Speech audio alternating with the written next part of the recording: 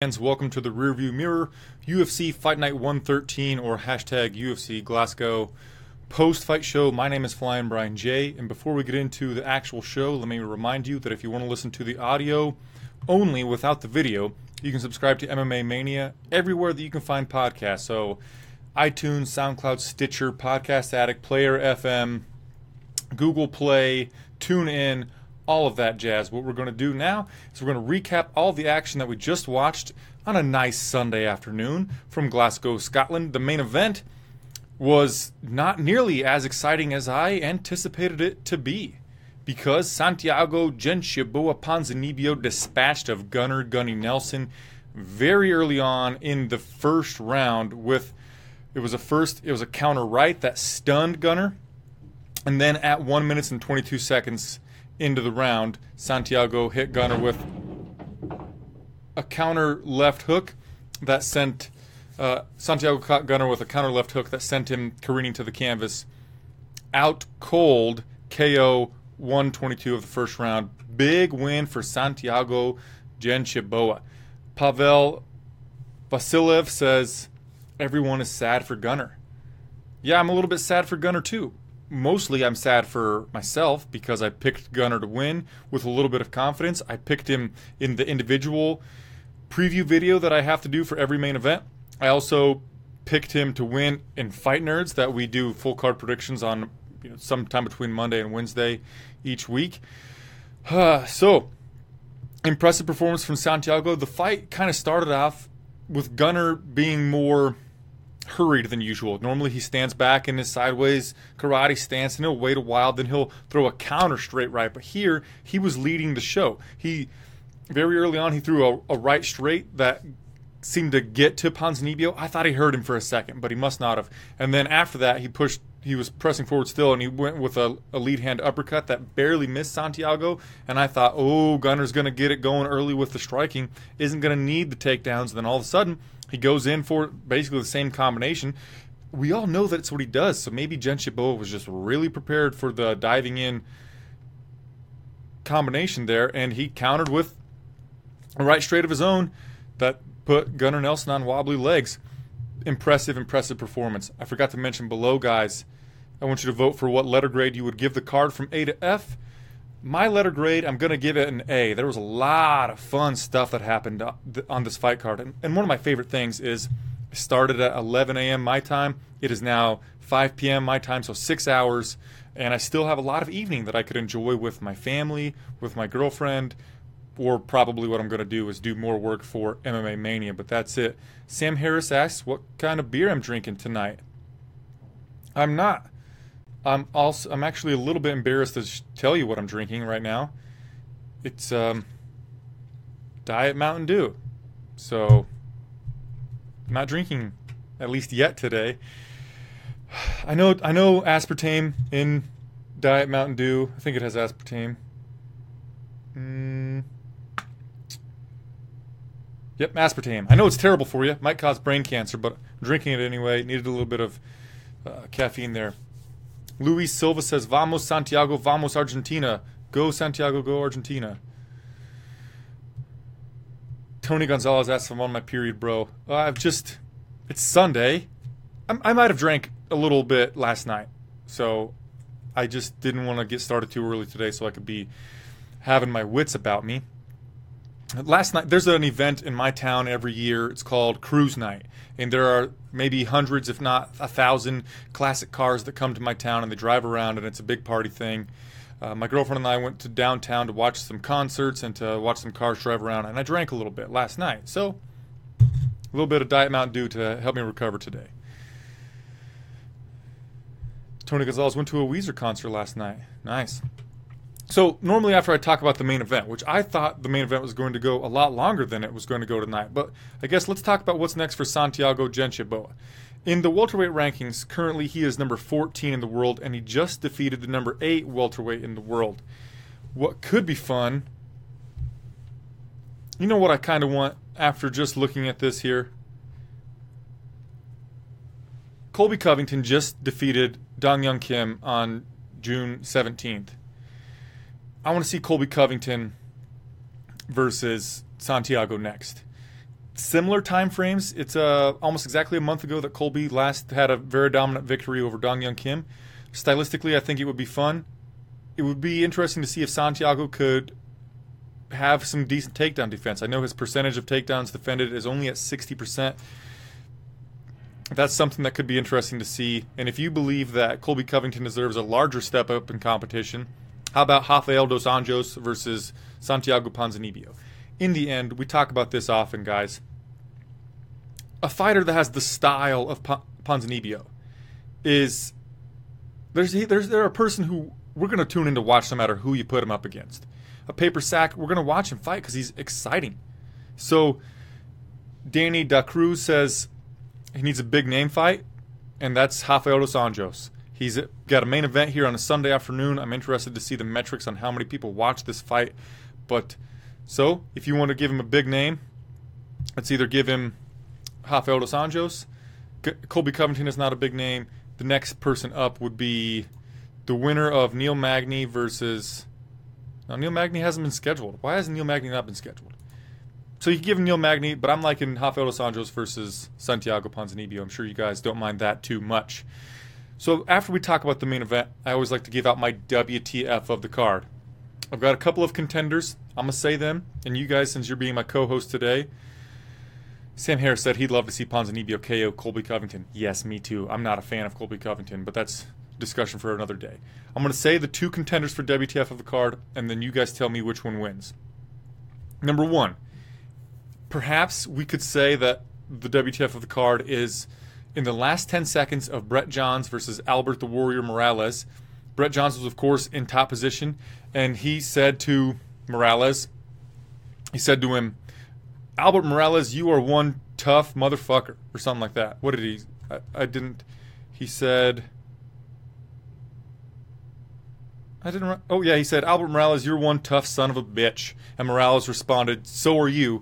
And then they got into like a little bit of a firefight on the ground. Of course, Brett Johns was in top position. I think he was in half guard. And they just started waylaying on each other for the last 10 seconds. That's a possible WTF of the card. Possible WTF of the card number two is evidently, we're going to talk about the co-main event in a second here. Evidently, after the co-main event, Chamatkar Sandhu from MMA Junkie tweeted that Justin Buchholz and the rest of Calvillo's team got into a fight with some fans in the front row, and they were escorted out by the security. What the fuck? Justin Buchholz must have responded to the fans being upset that JoJo didn't get the decision, and he started a fight with some guys in the front row, and security had to escort Calvillo and her entire team out of the venue. What the F? So I'll let it resonate with you guys for a second on what you think is the true WTF of the card, or if you have other options. I'm thinking that it's Buchholz and Calvillo's team getting escorted out, because that's just, what the fuck? Your fighter won the fight. And ignore the haters, bro. Obviously, JoJo was why everybody went to see this card, and she put the asses in the seats. And she lost. People, if they're anything like me, or like Sam Harris, they've probably been drinking a little bit today. They're upset that their hometown person didn't get the nod. It was a very close fight. Understandably, they could be upset. Just walk to the back, Justin Buchholz. What are you doing, man? What the fuck? If you have any other options, I will entertain them, but for now, we're going to leave that as the WTF of the card. So that moves us into the co-main event of the evening. We're talking about Joanne JoJo Calderwood versus Cynthia Calvillo. Of course, I just gave away who won. Cynthia Calvillo got a unanimous decision, 30-27, 30-27, 29-28. What did you guys score this fight? It was a really close one, and I scored it 29-28 for Cynthia Calvillo, but it was so incredibly tight. Let's look at the stats like we do. In the first round, the significant strikes landed were even. Nope. Calderwood had 18, Cynthia had 16. Calderwood was doing a really good job the entire fight, keeping her range with front kicks to the body, teeps to the face, a couple of spinning back elbows that seemed to land, and she was doing well defensively with the movement of Cynthia Calvillo. She did decent with takedown attempts throughout the entire course of the fight. But at the very end of the first round, Cynthia got a takedown, quickly took the back of Joanne, looked for a rear naked choke, and then she only had one hook in, so Joanne was able to switch position, get in the guard of Cynthia, and then Cynthia, bam, hit an armbar attempt off of her back, and then JoJo, so she was doing it from underneath with Cynthia's belly to the ground, then JoJo reversed position so that Cynthia was sitting on top of Calderwood looking for that armbar. Time ran out. And I think that right there gave the first round to Cynthia Calvillo. But round number 2, significant strikes landed were 20 for Calderwood, 19 for Cynthia. Cynthia did have a couple of 1-2s that landed on JoJo's face that bloodied her up a little bit, so perhaps I could see how you gave Cynthia the round. But Calderwood was doing a great job, once again, keeping the range, really making Cynthia work. And Cynthia only tried one takedown, was unsuccessful with it. So I personally gave round number 2 for Calderwood. Round number 3, 25 significant strikes landed for Calderwood. More of the same. Teeps, long strikes. They went for both a spinning back fist or spinning back elbow at the same time in the third round. And JoJo's seemed to land, and it knocked Calvillo off balance a little bit. Calvillo landed 19 significant strikes. But once again, toward the end of the round, Calvillo got the takedown, was working for a rear naked choke, and I tweeted that if Calvillo would have had 5 more seconds, JoJo probably would have gone to sleep. So I gave that round to Cynthia Calvillo, and overall I gave it 29-28 to Calvillo. And I was super surprised that the judge, one, it wasn't a split decision, and 2, the judges gave all 3 rounds to the person who wasn't the hometown hero in Cynthia Calvillo. Sam Harris says he's Australian, and it's 8 a.m. there, so he's going to have a beer later today. Thanks, Sam.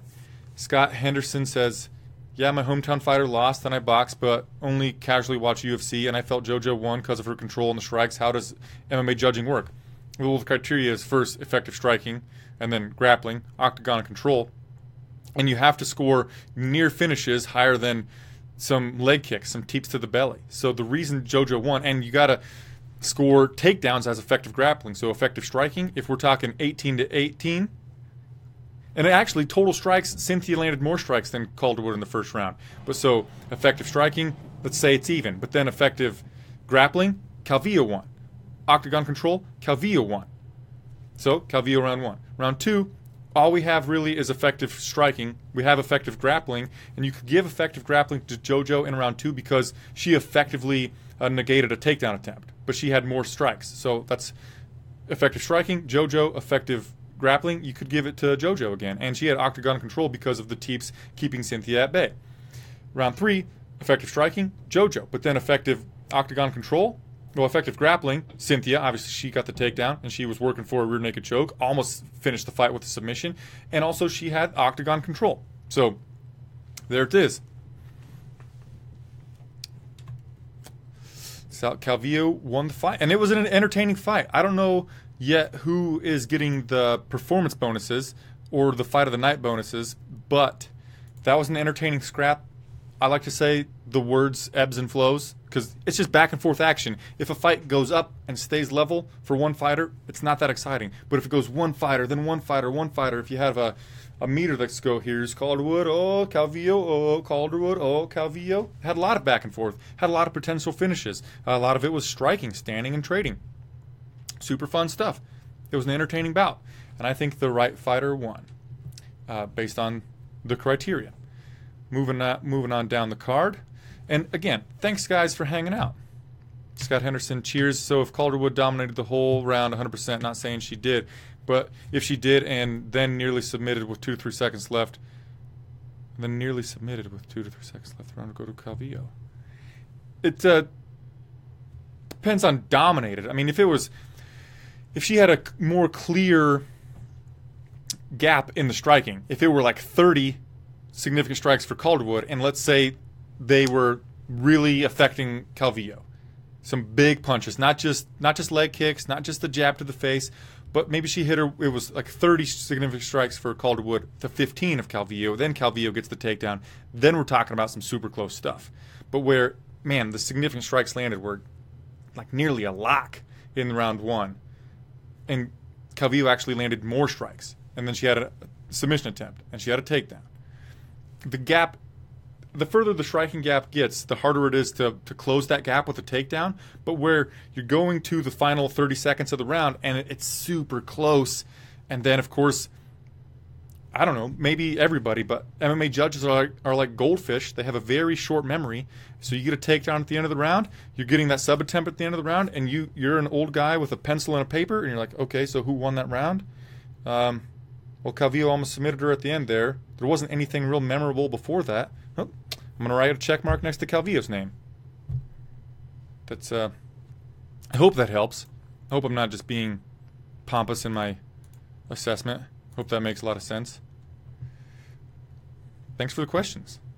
Thank you all for hanging out. But we're going to move on to the next fight, which is Paul Felder versus Stevie Ray.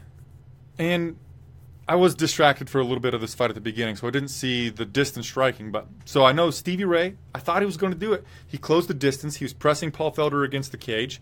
I kind of look away a little bit. I turned back. And Paul Felder had separated a little bit to get some space, and Stevie Ray pushes back to get Paul back to the fence and brings Stevie Ray's head down into a knee, bam, and he falls flat on his back. It looks like his eyes roll back in his head, right? And Paul, basically at that point, as soon as Stevie Ray hit the canvas, Stevie Ray was unconscious. But Paul hit him with some ground and pound to seal the deal, and it woke Stevie Ray back up. And the referee allowed 4 to 5 more punches from ground and pound from Paul Felder. And then, so I thought the fight should have been stopped, could have been stopped as soon as Stevie Ray's back hit the canvas. But then the ref let it go on. Stevie woke back up. He was being defensive for about 5 more seconds, 5 to 10 more seconds. And then Paul dropped a couple of elbows really viciously on Stevie that then sent him into the Wizard of Oz land, sent him to Oz, the nether realm, made him unconscious. And that left no doubt in the minds of fans around the world, Paul Felder via knockout, 3:57 of round number 1. Again, I think that the fight could have been stopped as soon as Stevie hit the ground. I understand fight fans' perspective on they're glad that the ref let it go on, so there's no doubt. But especially in hindsight, we see that Stevie didn't really recover. And his eyes were in the back of his head when he hit the ground. His hands were not defending himself immediately. And I would prefer the fight to be stopped right then. It was over. And with hindsight, we know that the fight was over. But we're watching a really brutal sport. And sometimes it's really fun to see people get knocked unconscious. But I like to see them wake right back up and they're back and they're like, shoot, darn it, I got knocked out. It's really scary, like against... who was it not that long ago? I think it was the last fight card, one of the early fights. Somebody got knocked out with a lot of vicious ground and pound, and they were out for a really long time. And it's scary because we know we're watching a sport, a competition, where the goal is to remove your opponent from consciousness, whether that be to hit them with a knee to the face, a punch, knock them out, or choke them out, make them submit, and make them go to sleep. So we know it's pretty vicious and violent. I want to minimize the long-lasting effects of people getting knocked out, being removed from consciousness, by as soon as they are shut off from consciousness, and they're not defending themselves for a second. In that situation, I think we could have stopped the fight. I think it might have been, and I shouldn't say this, but I'm going to anyway, I think it could be a little bit because the referee wants to give his hometown guy as much of a chance as possible. I don't know who the referee was, so I'm going to put my foot in my mouth. I got to take that back. I take that back. I didn't say that. Pretend I didn't say that. Hoozles, impressive performance from Paul Felder. We could see what is next for Mr. Paul. And after he won an emotional post-fight interview, so immediately after he got the knockout and he stood up, and a lot of people would do a celebration, maybe do a backflip or whatever. And as soon as he got up and he went to raise his hands in victory, the crowd started to boo him. And so he did a bow and he said, "Okay, hold on, I'm not the enemy, guys. I know I beat your hometown guy, but I respect you." And then he turned the crowd around real quick. They went from booing him to cheering for him. Post-fight interview. He talked about he's wearing his dad's ashes in a little thing around his neck, and he talked about his dad died a week before the fight camp started from pancreatic cancer. And yeah. So the post-fight there was pretty cool. Braden Paquette says Conor McGregor for president. One sec, I gotta...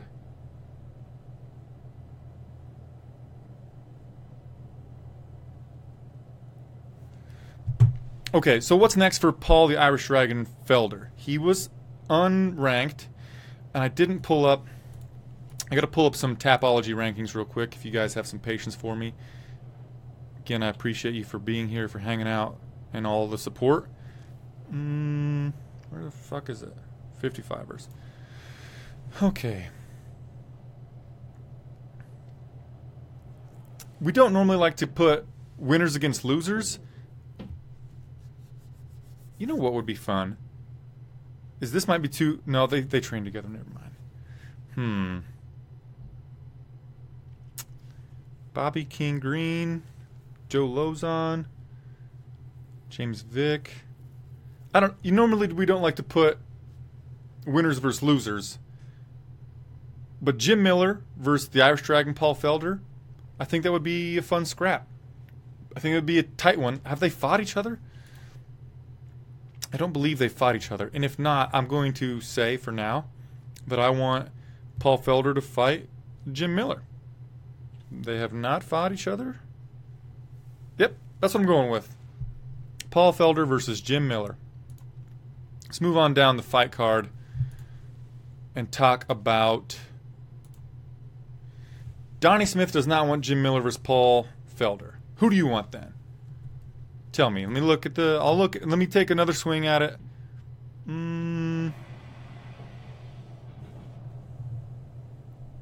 Lando Groovy Venata. How about that? Lando Venata versus... But he's coming off a loss too. Fine. David Tamer versus Paul Felder. How do you like that? We're going with it. Okay. Well, let's move on in the fight card, any hoozles. Moving down to a middleweight fight between Jack the Hammer Marshman and Ryan James. This was a fight that was super close. Ricky Berghus, he wants him to fight Pettis. I thought that at first, too. But then I realized, nope. Paul Felder trains with Pettis right now. Paul Felder's training at Rufus Sport in Milwaukee. So, probably not. They're probably not going to fight each other. They're teammates right now. Coming into this fight, Pettis was Paul Felder's primary training partner. I doubt they will fight each other next in the octagon. Decently fun stylistically and decently fun for the rankings, but probably not happening. Let's say David Tamer or Jim Miller next for Paul Felder. Performance bonuses are now in, according to Chamatkar Sandhu from MMA Junkie. He tweeted that the bonuses went to Fight of the Night to Daniel Henry versus Daniel Tamer, and performance bonuses went to Felder and Santiago Genchiboa Ponzinibbio. Jack Marshman, Ryan James. This fight was really controlled by Jane's movement and lengthy strikes, pitter-patter strikes, mind you, and against the heavier, shorter strikes from Jack Marshman. And the fight was super close. Let's look at the stats. Round number 1 was 24-25 in favor of James. Round 2 was 23-18 in favor of Marshman, and round 3 was 28-40 in favor of Ryan James. What I was really impressed with this fight was, one, James' ability to keep range with jabs, movement, some pretty crisp striking, but also Marshman, even when he landed some pretty heavy leather. He landed some pretty good left hooks on James, but he was unable to close the distance to get his overhand right going. But even when he landed the power left hook, I was impressed that James ate it like a sandwich, like a not even a very substantial sandwich, like a peanut butter and jelly sandwich that he's eating for breakfast. No problems at all. He didn't seem to lose consciousness, didn't seem to lose composure or confidence at all. Every time Marshman would land a good, clean left hand, James would start pressing forward. And I thought that James won round 2 and 3 with volume, with movement. Marshman landed, total strikes landed in round 2 was 44 for James and 29 for Marshman. Yes, Marshman was landing the heavier punches, but that was a tough, and toward the end of round 3, it seemed like Marshman was really losing his composure, was losing his gumption, was losing his desire to move forward, to chase James down. And I thought overall, if that fight would have went further, if it were to be graded as a real fight, just a backyard brawl type of thing, the fight as a whole, I really thought James won. I picked Marshman, though, so I'm going to be okay with it. Speaking of wanting my picks to do well, I forgot at the beginning, the UFC Pick'em results for MMA Mania's UFC Pick'em League. In first place was the MMA Machine, had 2,845 points, 9 for 12 with 6 perfects and 4 bonuses. Second place was Chill Zone 95, 28-15, 10 for 12, 2 perfect, 5 bonuses. Third place, Flyin Brian J with 27-60, 10 for 12, 4 perfect, 5 bonuses. Fourth place, Wesley Riddle, 26-85, 9 for 12, 5 perfect, 5 bonuses. And coming in fifth place, MMA God with 25-60, 9 for 12, 3 perfect, 4 bonuses. So it's crazy that I got more right, and so did the second place person than the first place person, but the first place person had more points. So I guess you just really got to play the game. Let's talk about Khalil Roundtree versus Paul the Bear Jew Craig. So the majority of this fight was Craig moving on the outside, hitting Khalil with low kicks, and not trying for takedowns like he should have. Khalil stood in the center of the octagon, was incredibly confident. There were times where it looked like he was humping the air, to be honest. I know he was, feinting a kick to Paul Craig, but kind of looked silly. He had his hands low. Paul Craig was not doing much. Every time Paul would close the distance, Khalil would make him pay for it with left hooks, right straights. Khalil would press forward on Craig, land the same combination, would really rip on him, and Paul would then put his back straight up on the cage, and Khalil would not engage with him right up against the fence.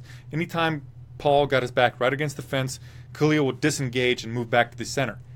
That is until the finishing sequence happened. Khalil missed with a high kick, a left high kick, I think it was. No, let me look at my notes. It was a left high kick from Roundtree that was short.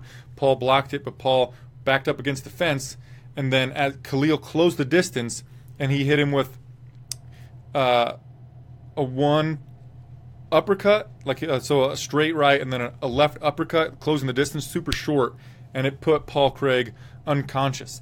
And then Khalil finished the fight with a little bit of ground and pound, but it was really unnecessary. Another possible WTF of the card could have been Khalil standing over Craig's lifeless body as the doctors, the medical team came in to see if Paul Craig was okay. At first, he went to walk away, then he stopped and he went back and he just stood over Craig, and I thought, okay, he's going to go see if he's okay. He's going to show his respects. But then, the crowd started to boo him, and he just kind of stood there like a freak, like a madman, like an asshole, really, over Paul. And then in the post-fight, Dan Hardy, he asked Khalil, about, hey, what do you think about the fight? And Khalil said, thanks, my team. Khalil said, you did a great job out there. And he said, I'm a process-driven fighter. This happens, I react. That happens, I react. But Dan never asked him about standing over Paul Craig like a creepazoid. I want to know why he stood over him like a creepazoid. If you found it on Twitter or whatever, please let me know, and I can deliver that to the rest of the listeners. But as of right now, no idea why he was being a freakazoid, other than, like I mentioned in my pre-fight breakdown of this fight, is after Khalil defeated Daniel the Werewolf of Texas Jolly, he said that he's changed his mindset. He's changed it from being thinking of MMA as a sport, to just from it being just a competition, to this is life and death. He's in there to kill or be killed, that type of thing. So that's the only thing I can think of. He turned a switch on before he went into the octagon that he needs to be kind of like a psychopath in order to convince himself to remove somebody else from their consciousness. That's the only thing I can think about. And he couldn't disengage that psychopath mentality or killer mentality, whatever you want to call it. Animal mentality, we'll say. Psychopath might be a little extreme, but you get what I'm saying, right? But impressive performance from Khalil Roundtree. But the sad part about that fight was Paul Craig didn't try for a takedown, at all. Why the hell not, right? He did try for one, and I don't remember. It must not have been of any significance. But he should have been out there just searching for takedowns the whole time. This doesn't tell us anything about Khalil Roundtree. It tells us that he's a little bit of a psychopath, or he has the the killer, the warrior mentality now, like he didn't used to have. We knew he had heavy hands, showed that. But we still don't know if he can defend a takedown, get up off of his back. So what could be next for him? I don't think he's ranked in the middleweight division. But I would like to see him fight somebody with mostly a takedown game. Let me check out some rankings and see where he's at. And we know what would be fun, is I know this might be like throwing him to the wolves, really throwing him to the top of the division. Ooh. Actually, I like the idea of Khalil Roundtree versus Antonio Cara de Sapo Jr. That's interesting because they're both from The Ultimate Fighter. I don't believe they've ever fought each other. Of course, Cara de Sapo has a great ground game. Khalil has a great striking game. I think they're coming off similar time frames. Let's see. It was just back in August 3rd. No, not August 3rd. The 3rd of last month, June, that Cara de Sapo beat Eric Spicely via choke. Doesn't say what kind of choke. Whatever. Anyway, so yeah, my thought for what's next for Khalil Roundtree is Cara de Sapo. I like it stylistically. I like it for the time frame. I like it for their rankings on Tapology in the world. So if you disagree, tell me who you think. Johnny Hendricks needs to retire. I thought about that because he has the takedown ability, but Johnny hasn't shown very good takedowns as of late, and I think that he should just retire. I don't like what I've been seeing from Johnny. I don't like that he missed weight at middleweight last time. So that's not what I want to do for Khalil. I like my Cara de Sapo angle. Any other thoughts, co-hosts, the live viewers on Facebook? If not, we're going to move on to a heavyweight fight, Justin Willis, James Mulheron. I shouldn't even talk about this fight because it sucked. It was the worst fight of the night. Here's how it went. They come out. They're in opposite stances. Justin Willis is a southpaw. James Mulheron is an orthodox fighter. They would paw at each other's lead hand, paw at their lead hand, and then, boom. They would throw like their straight punch. Paw. Left straight from Willis, right straight from Mulheron. Mulheron would pull the trigger first on the straight, but Willis was fast enough that he could throw his second and get there first, and he had the longer arms. That's basically what happened for Matt Neutron C. I ask for opinions and then move on because nobody's commenting, and I can't just it's not like a give and take with a normal conversation. If I were talking to like a homie on this video chat, I can't tell that you're going to respond, so I move on, but we can always circle back. So Matt Neutron says Hendricks can't make weight, period. That's why he should retire. Yeah, that doesn't seem like it's not just that why Hendricks should retire. It's that he doesn't seem to be there mentally. And that carries over into his weight cuts. It doesn't seem like he has the desire to be a fighter anymore. Dana White would say, do you want to be a fucking Ultimate Fighter or whatever? And also, yeah, he can't make weight at any weight class. I don't know. What are we going to do with this guy? He's like 5'8". We're going to make him fight at 205? No. That would be horrible. He got finished by Tim the Barbarian Bosch, who has a lot of power, but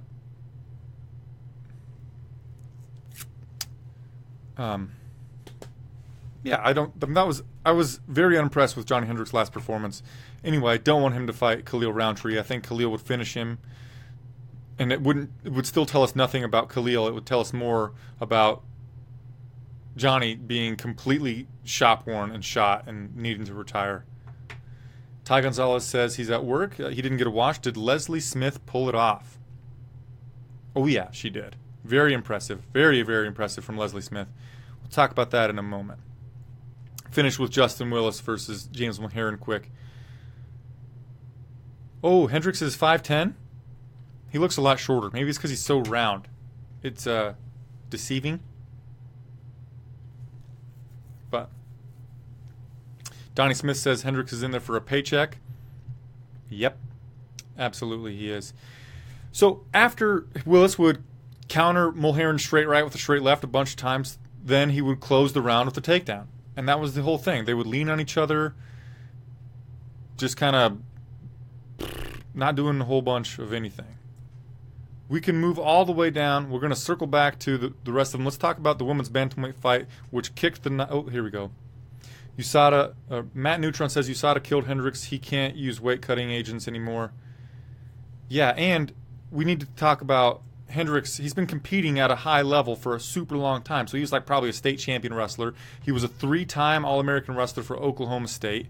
He's not a spring chicken by any means. He's older for the weight class, but then he's been competing and cutting weight for years and years and years and years and years, and he made it to the pinnacle of the sport. I think this is sort of the thing that happened with Anthony Pettis. Everybody's goal is to make it to the UFC. Then you make it to the UFC. Your next goal is to get the belt. You get the belt, and you basically like, what's next? I tried mixed martial arts. I became the greatest fighter in the world for a time. I don't need. What's next for you? Just money, because you've achieved every goal you've set out for yourself. There's really nothing else for you to do other than collect paychecks. And as Donnie Smith said, he's just out there collecting paychecks. So Leslie Smith versus Amanda Lemos was the first fight of the night, and it was a fun one. Man, was it fun. Lemos came out, looked strong really early, was hitting Smith with some big kicks and punches, was controlling the distance pretty well. Smith was, of course, trying to press forward, and Lemos was reversing position, moving back to the center of the octagon, countering Smith early. But then she got a little bit overconfident early. She went for a spinning heel kick, and Smith put her on her back and got her in her guard. But then they got back to their feet. Lemos was able to get back up, and they were pressed against the fence in a clinch, and Smith was trying to knee Lemos to the belly, and Lemos timed the clinch knee and put Smith on her back, and that happened at the end of the round. So that's what I think. The round number 1 went to Lemos, but then round number 2 came out, and Lemos looked tired from the get-go. You could tell that she was a little bit winded, a little bit exhausted, and she was just circling with her back really close to the fence with her hands down, and that right there is a recipe for disaster when you're facing somebody like Leslie Smith, the female Diaz brother, or the female Diaz.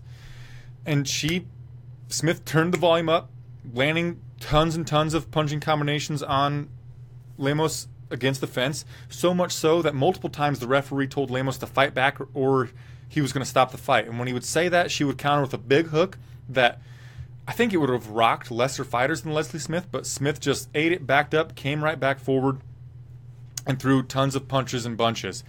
And that's how Smith got the finish. Just shitloads of unanswered strikes against the fence at 2:53 of round number 2, getting a TKO victory. It was super impressive for Smith. But also, I don't think we need to look that negatively at Amanda Lemos because, well, she was taking the fight on short notice. Smith was supposed to fight Lena Landsberg, but Lena pulled out with an injury or something, and it was on like June 27th when it was announced Lemos was taking the fight. So she's coming in on short notice. It was her first fight outside of Brazil. It was her first fight in over a year. And then on top of that, she's dealing with her octagon debut against Leslie Smith, who's just pouring on the pressure. She did show glimpses of fun stuff. I didn't think she was going to get a takedown on Smith, but that was nice that she was able to get that by countering the clinch knee. She also looks like she hits like a truck, and I think we could expect fun fights from Amanda Lemos, and if not, even in her next fight, if she loses her next one, that one more fight that she was probably going to get from the UFC, it could be an exciting win or an exciting fight. Afterward, Smith called out Betch Correia. She said it respectfully. She said that other people have used Betch Correia as a springboard to further their career. Smith wants that opportunity to use Betch Correia as a springboard. And then Dan Hardy was like, do you not like her? Is this something we don't know about? And she's like, no, look, I think that everybody deserves to get their fair share. I'm for fighters unions. I think Correia and I would have a fun fight, and I just want to. And she has Correia, even though she's kind of a shitty fighter, she's rather rudimentary. She does have a kind of fun fight style. She's in there to swang and bang, even though she has very minimal striking defense. She's in there to have a fun fight. So And Smith said this call out was purely out of respect. It's pure business. And I liked it. And I say, fuck it. Let's do it. Betch Kohea versus Leslie Smith is next. Ty Gonzalez says, the girl has heart of a warrior. She's got more heart than most guys I know. I sure as shit wouldn't have taken one of those vicious hooks, counter hooks from Amanda Lemos and just kept coming forward, eating it like a sandwich. Peanut butter and jelly sandwich. Donnie Smith says Smith would smash Betch. I'm sure she would be the favorite, but I think Betch, even though, like I said, she's not very good, she has a decent name because she fought Ronda Rousey. I don't know why. People know who she is. So maybe the line could be close, and then we could all make a lot of money on Leslie Smith. But Danny Hot Chocolate Roberts versus Bobby Nasty Nash was the main event of the prelims. And I didn't think Bobby Nash was going to do it. But in the first round, he used some wrestling to get Danny Roberts to the ground and basically won the first round he threw some big strikes in the first round. And then he did get Danny Roberts down, and I scored the first round for Bobby Nash. Second round came out, and this was big. It was really big. And early on in round number 2, Danny Roberts stuffed a takedown from Bobby Nash. Danny even went for his own takedown that I thought was like, dude, don't be doing that, bro. Don't play the wrestling game with this Michigan State wrestler, bro. He was able to survive it, even though he didn't get his takedown. And then Bobby Nash reversed it and was going for a takedown against the fence. I think trying for that takedown against the fence and all of the grappling exchanges, because Bobby Nash doesn't usually do it. In his regional career, he just threw long looping punches and long high kicks at his opponents that really scared them off, and he was able to just dominate after he scared them off with some big strikes before. Danny Roberts was not scared off. He had really good striking defense. And when Danny was defending those takedowns against the fence, and Bobby Nash, I think his confidence was broken a little bit. He seemed to wilt. He seemed to get super tired. And when they circled off from the clinch against the cage, Danny hit Bobby with, I wrote it down, a vicious left kick to the body that took Nash's wind away. You could see in his face, like, I don't fucking want this anymore. And then Danny Roberts hit him with a looping. At first I couldn't tell if it was an overhand right or just a left hook, but we can't call it a left hook because he's a southpaw fighter, so it was a wide right that knocked out Bobby Nash and sent him to Oz, to the nether realm, at 3:59 of round number 2. Impressive performance from Danny Roberts. And I think I might have wrote down, I would like to see Danny Roberts fight Randy Rude Boy Brown next. I just think stylistically it'd be fun. I think they're not on similar time frames, but they're similar in the rankings for welterweight. And I would like to see Danny Roberts deal with the length of Rude Boy, and I want to see if Rude Boy can deal with a crisp striker like Danny Roberts. I just think that'd be a fun matchup, so that's what I'm going to go with next. Flyweight fight, Alexandre Pantoja versus Neil Two-Tap Siri. Neil Siri at least tapped once because he lost via rear naked choke at 2:31 of round number 3. Danny Roberts' record is 14-2. His only UFC loss coming to Mike Perry in his previous fight to this one. Alexandre Pantoja versus Neil Siri was... Pantoja frequently was pushing Siri to the fence and punishing him with Muay Thai knees to the body, but Siri wasn't really showing any quit, any back down. He kept standing and trading, striking. They were in a striking battle. Each guy was throwing 1-2s, and that was happening for a super long time. But in the third round, and it was super close, I was giving the rounds to Pantoja, but Siri was really holding his ground in the striking department. And Pantoja wasn't really looking for takedowns, but in round number 3, Pantoja just seemed like, okay, I've had enough of this. And he just went ahead and took Siri to the ground. He got the full mount on Siri. Then Siri gave up his back, and shortly thereafter, Pantoja submitted Neil Siri with a rear naked choke. And for about 10 to 15 seconds before Pantoja actually sunk in the rear naked choke, Siri was doing a good job of holding one of Pantoja's hands, defending the choke really well. He showed good striking, or good submission defense in there. And what I really like about Neil Siri is, even though he lost in his swan song, his spirits were high. He said he had a great time in there. He was happy that the crowd was still cheering for him in defeat. And Pantoja said that he had a ton of respect for Neil Seery. He spoke English, which was, I always find it commendable when a Portuguese person comes in and they speak not their native language, even though it's super broken. I can't speak 2 languages, and so my hat's off to them. Not only are they high-level mixed martial artists, very capable of putting anybody out conscious or out cold, removing them from their consciousness. It's super nice of them to speak English. I don't expect them to, but you need to put your hats off to them when they do it. What's next for Alexandre Pantoja? Sometime in August, Dustin Ortiz fights Hector Sandoval, and in the rankings, Dustin Ortiz is 5 spots ahead of Pantoja, so I thought that fight made sense. But since Ortiz is already booked against Hector Sandoval, I would say that Pantoja could fight the winner of that fight, or perhaps he could go up against Jacare Formiga, because they've already fought once on the regional scene, and Formiga came off with the victory. And at this point in their career, it seems like Formiga has passed his prime a little bit. Pantoja is only 27. He could be getting better and better. And perhaps because Formiga is number 5, so really the number 6 flyweight in the world, and that could really springboard Pantoja toward the top, I might favor Pantoja in a rematch just because of their career trajectories. But either of those matchups, Dustin Ortiz, Hector Sandoval winner, or a rematch with Jacare Formiga in the octagon, I think makes a lot of sense. Moving on, Galore Bafando versus Charlie Ward. Wow. This fight was fun for the 2 minutes and 10 seconds that it lasted. Galore Bafanda, if you haven't seen anything from him, he's going to come out. He throws a lot of goofy kicks. He'll stand on one leg for a while, and he does the Chun-Li deal from Street Fighter. You ever seen, she kicks her leg really fast and it turns into fire or whatever? Galore Bafana can do that, in real life. Crazy shit. But he was landing really whatever he wanted to on Charlie Ward early. He went with a spinning back fist so it was his left back fist that landed on Charlie Ward, and then he finished it with a low kick. Ty Gonzalez is leaving, but before he goes, he says, "I'm still a Hendricks fan. I'll always support him, even though he's frustrating.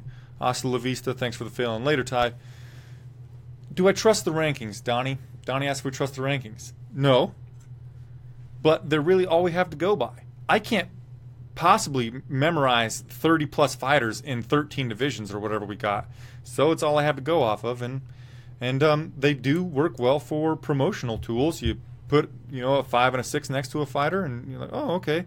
Or you put a 14 next to one guy, and you put a 3 next to the other guy, and then casual fans they can get a sense of who should win or whatever, even if the odds aren't close.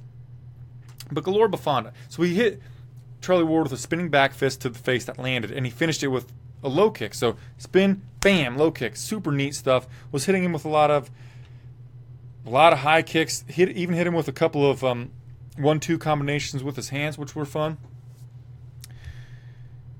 But the finishing sequence was ultra weird. So Charlie Ward goes in to push Bafando against the fence to get him in this clinch, like I thought he should do if he wanted to try to get the victory against Bafanda. Take away the space from the lengthy kicker, push him against the cage, and Bafanda hadn't fought in 2 years. Maybe you could sap some of his energy. But Bafanda hit Charlie Ward with a trip slam takedown. He just tripped Charlie Ward and threw him down, and Charlie Ward landed on his head and got knocked out. Bafando finished with a little bit of ground and pound, unnecessary though. Charlie was out when his head hit the canvas. One of the weirdest finishes you'll ever see in mixed martial arts. Only ever one I can remember where somebody got tripped to the ground and got knocked out basically by the canvas was Sam Alvey versus Dylan Andrews. I don't know how long ago it was, but Dylan Andrews was going for a takedown against Sam Alvey, but Sam Alvey hit him with he wrapped his leg around Dylan so that Dylan couldn't get the takedown, and then so it ended up Sam pushed him to the canvas and pushed his head right onto the floor and knocked him out. This is one of the weirdest things because he just tripped him, threw him. Charlie Ward, bam. Now Charlie Ward is 3-3 in his mixed martial arts career, and gosh, let's hope that he's not in the UFC again. He had 2 fights, both were first-round finishes. He has less than 4 minutes of octagon time, and he got knocked out stiff in both fights. Knocked out cold. So Charlie Ward was never UFC caliber. I don't know why he was here, but maybe we can expect big things from Galore Bafanda. The fight that ended up being fight of the night was Danny Henry versus Daniel Teymur. The first round, Teymur was landing everything he could have possibly wanted to on Teymur was landing anything that he could have wanted to on Henry. Low kicks he knocked Henry down a couple times with low kicks. Overhand rights, left hooks, knee to the body, spinning back fist. Everything that he threw landed on Henry. Whoa.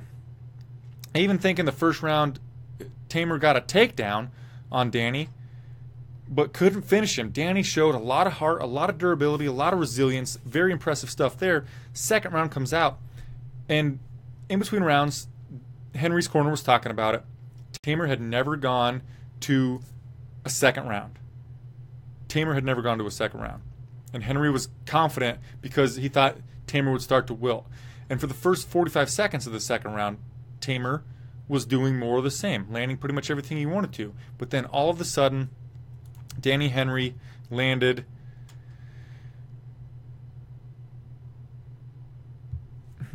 where's it at?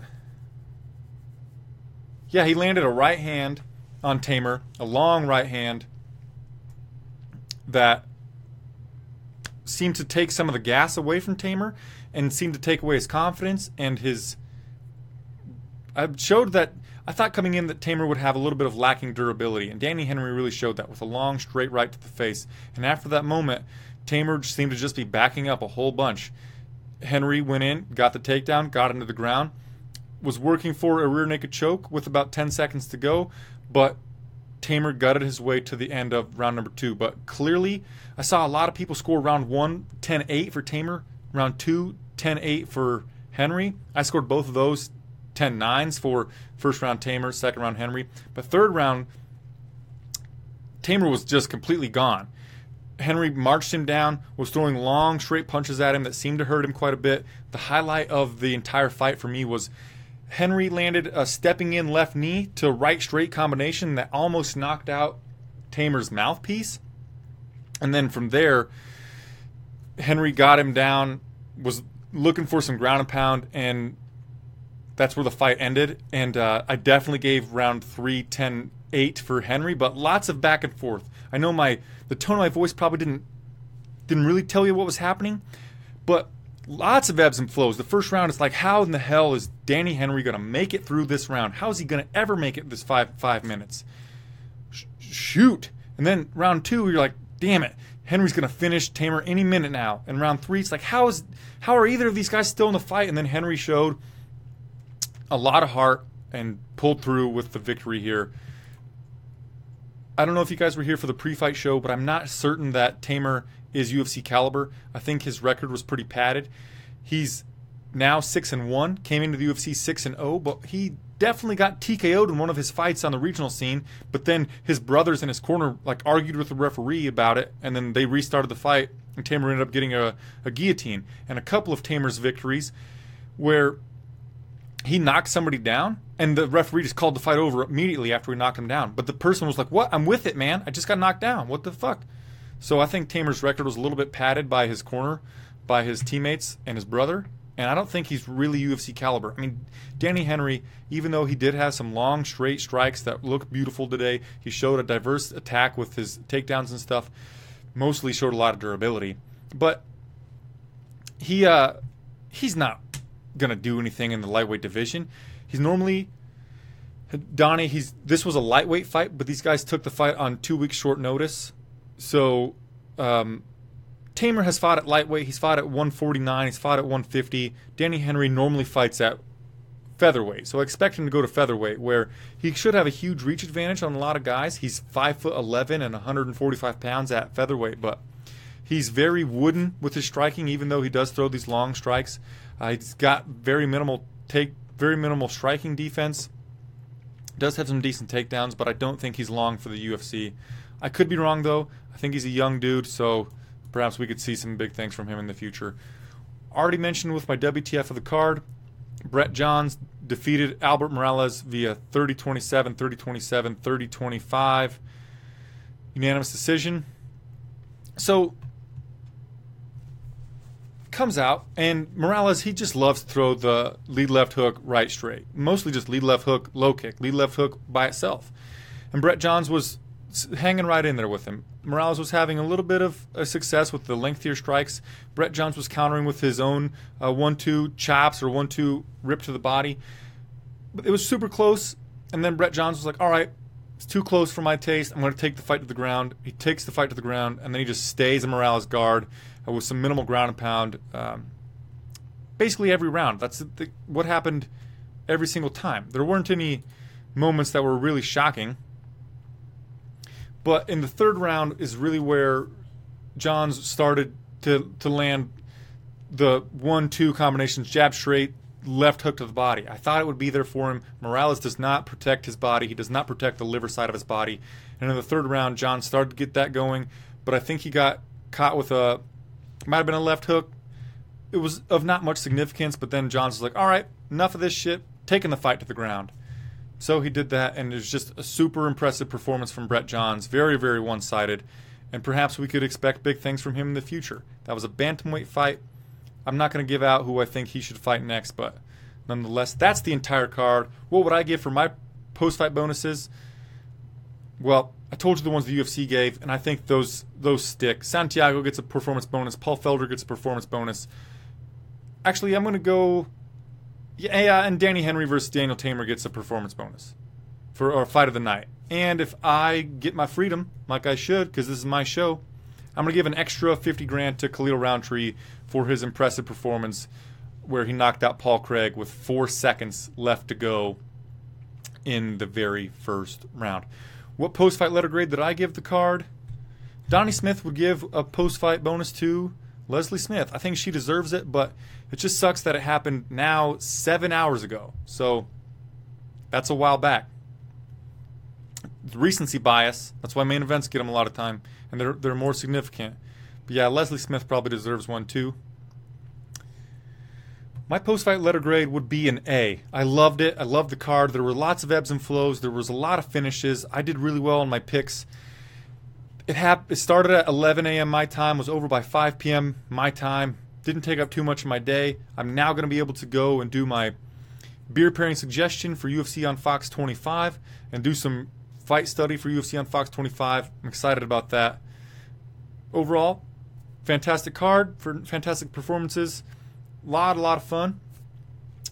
What you can expect from me next is I'll be back on MMA Mania's Facebook page or maybe their YouTube channel. So just keep in touch with my Facebook page and my Twitter, and I'll tell you where I'll be. But Wednesday night at about 9 p.m. Eastern Time, I will be back with Wesley Riddle doing Fight Nerds, where we will do our pre-fight picks for the entire fight card of UFC on Fox 25, which is main evented by Chris Weidman versus Kelvin Gastelum, and there's a bunch of fun fights in this card. The co-main event is Dennis Bermudez versus Darren Elkins. Light heavyweight fight between Patrick Cummins and John Vellante. Bantamweight fight with Jimmy Altera Rivera and Tomas Tominas Almeida. So a couple of really fun ones to look forward to. Donnie Smith says, who do I like, Woodley or Maia? I think Woodley's going to knock him out. I don't think Maia has the ability to get Woodley to the ground. I mean, Woodley probably has the best wrestling in the division.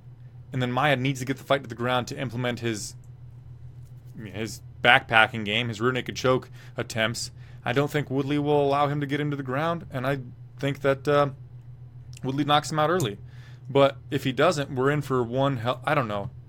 It has potential to be the most boring fight ever, right? Because Woodley sometimes doesn't have very exciting fights because he'll just sit back and do nothing. And Maia, a lot of casual fans don't like him because he's just going to backpack people. But I think, like Tommy Arnold says in the comments, the most likely outcome is Woodley by knockout. I'm cheering for Maia, though, just because he's a pioneer, it seems. He's the last of the Mohicans. The last of the people that are just in there to do one singular focus. He's the last guy that just wants to jiu-jitsu you. He doesn't even want to hurt you. He just wants to make you tap out and so he can win. But he doesn't want to hurt you. It's so rare. I want to see it.